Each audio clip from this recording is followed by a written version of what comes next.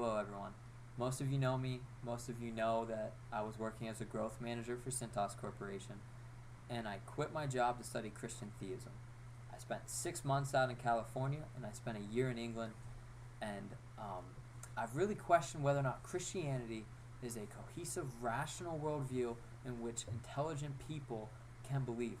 And personally, I've concluded that it is, but I've been overwhelmed by the apathetic nature of people to never consider such things as origin, meaning, purpose, causality, and I think the primary question you must ask yourself is whether or not it is more rational for God to exist or more rational for God not to exist. And I think Dr. George Wald, who won the 1967 Nobel Peace Prize in Science, appropriately characterizes this question in stating, when it comes to the origin of life on this earth, there are only two possibilities: creation or spontaneous generation, evolution. There is no third way. Spontaneous generation was disproved 100 years ago, but that leads us only to one other conclusion, that of supernatural creation, a God. We cannot accept that on philosophical grounds or personal reasons, therefore we choose to believe the impossible. And so, in this quote, Dr. George Wald is pointing to the fact that at some point something had to come from nothing, and there's tons of arguments that I could go into here, but I'm not going to. But basically that it's irrational not to believe in supernatural creation, because the only alternative, spontaneous generation, has been an obsolete theory for over 100 years.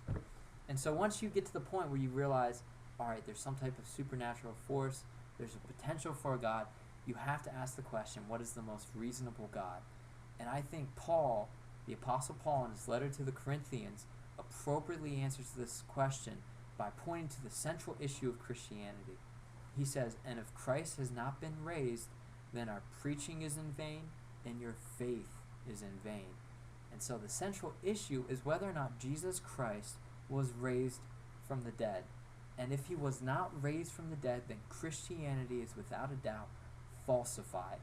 But if he has been raised from the dead, then Christianity is true. So this summer, I'm going to be doing a 9-part study on the resurrection of Jesus Christ.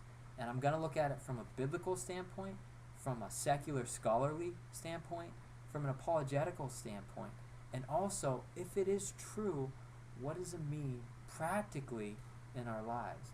And so if this is something that you've considered before, or maybe something you haven't considered before, I'm asking you to open up to the possibility that this can be true, and I think you might be surprised by joy. So if you are interested, get a hold of me, send me a Facebook message, and I'll let you know when this whole thing's going to start.